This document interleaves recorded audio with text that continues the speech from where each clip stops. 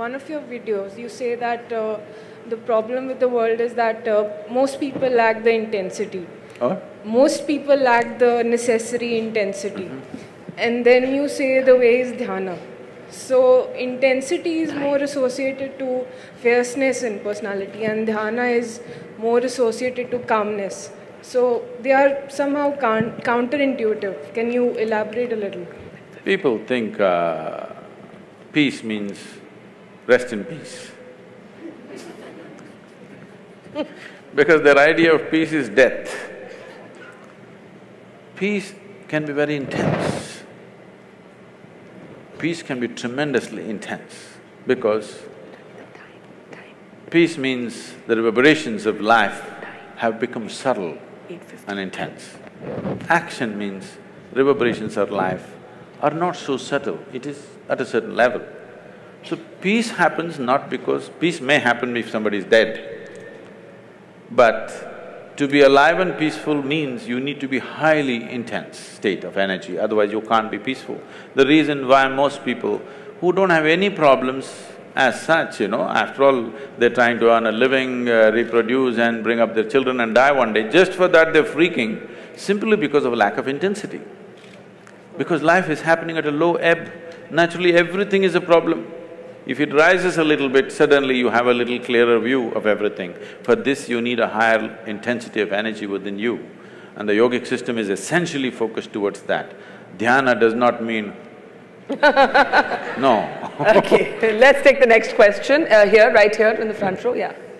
What I get from Isha's philosophy, if I may say there is that you need to see internally, in your interiority. You need to fix it internally before fixing your external situations. But is it also not right? Is it also not very important to do the right thing externally? Just to make myself more clear, if I be more precise. I'm clear, I get the question. Why do I look so dumb? Let's say, if… I got it. Yeah, if somebody is born… I got the question. Isha's philosophy is not about looking internally or externally. It is just that if you're looking for mangoes, you look up the tree, you don't dig the earth, all right? But if you're looking how to plant a mango tree, then you dig the earth. You're looking for mangoes, if you dig the earth, will you find it, I'm asking? So if you're inner things, you must look inward, outer things, you must look outward. There is no such philosophy, look out or look in.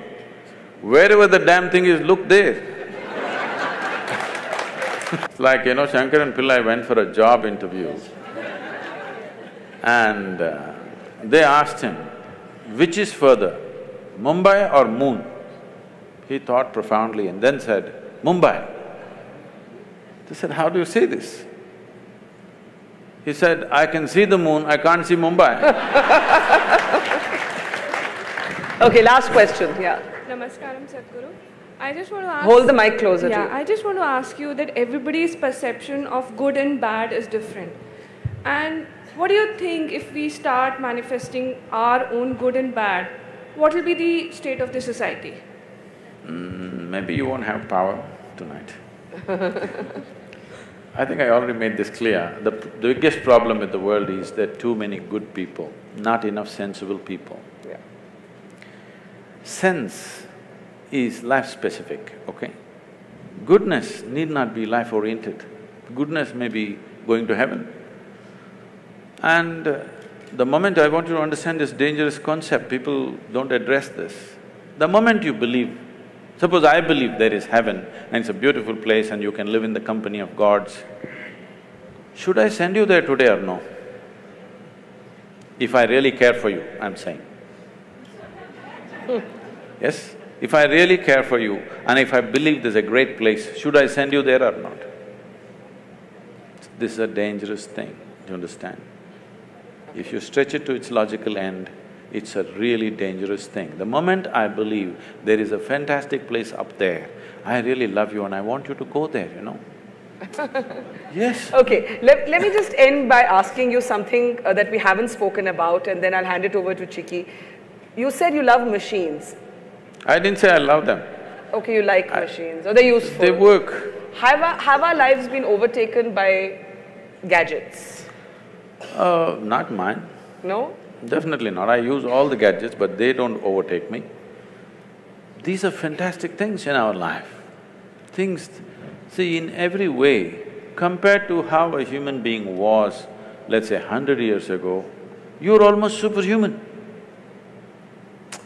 100 years ago, if I could just pick up something from my pocket and talk to somebody in America right now, I would be superhuman. Why superhuman? If I said I'm God, people would have believed me. 100 years ago, 500 years ago, if I just had a light bulb, I would have become God on this planet. I want you to know. Look at the things we have today. We are really superhuman.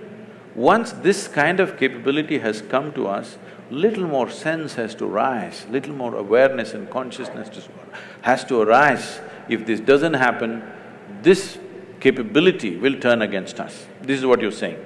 Now gadgets are freaking people. Why? It's a simple thing. If you want to use it, you can use it or you can keep it aside. Because you're in a compulsive state, if you start using a cell phone, you can't stop it. Even in your sleep, you're texting. See, the boy is… he's not with me, he's looking at me in the screen. Now, this is the same thing. If food is good, if you start eating, you don't know when to stop. If you start drinking, you don't know when to stop. If you start doing something, you don't know when to stop. The same thing. It is not about the gadget, it is not about the food, it is just that there is not enough consciousness, there is compulsiveness. Everything is happening compulsively. Instead of addressing the root, you're trying to kill the gadget. Gadget is a fantastic thing. Every damn gadget has enhanced our life in a huge way, isn't it? Don't curse the gadgets. It is just that compulsiveness has to go.